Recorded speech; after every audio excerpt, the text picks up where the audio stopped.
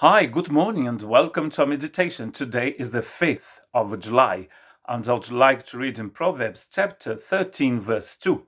From the fruit of their lips people enjoy good things, but the unfaithful have an appetite for violence. The word good here, it comes from something that it is tasty and it's got a perfume. So that's what you are going to harvest, to enjoy when you speak good things. It's the fruit of your lips.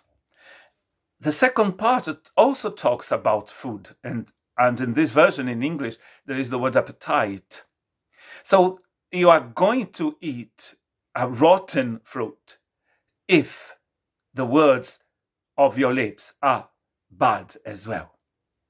There is a relation here between what you speak and what you eat. Spiritually speaking, of course.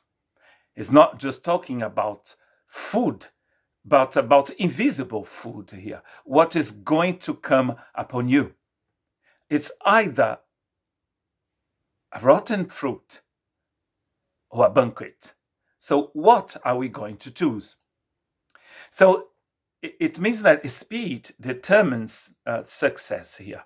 And we have in the Bible, in the Old Testament, how the words that came out of some people's mouths, how it helped them to have success in their enterprise, in their lives. The first story that I have here in my list is the story of Joseph. It's actually my favorite story in the Bible. And it says in Genesis chapter 41 that was after he had spoken that the Pharaoh decided that he was going to be the governor of Egypt. That was his man, he said, to govern, to help him to govern Egypt. Words of wisdom came out of the mouth of that slave, that man shepherd who was sold by his brothers as a slave.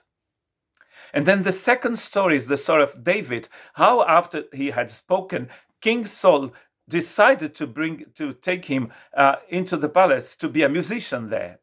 And the son of the king, Jonathan, decided that was the man he wanted to have as a friend.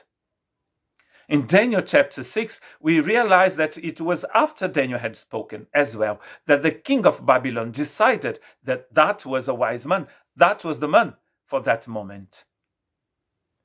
And Proverbs chapter 22 verse 1 says, "One who loves a pure heart and who speaks with grace will have the king for a friend."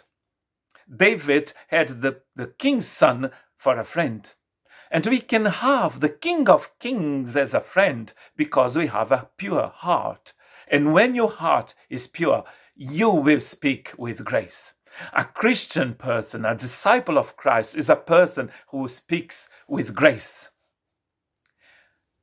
And it's so nice to be amongst people who speak with grace. We enjoy spending time with people who speak with grace. And that's what God is expecting from each one of us. And He has purified us, so we will speak with grace.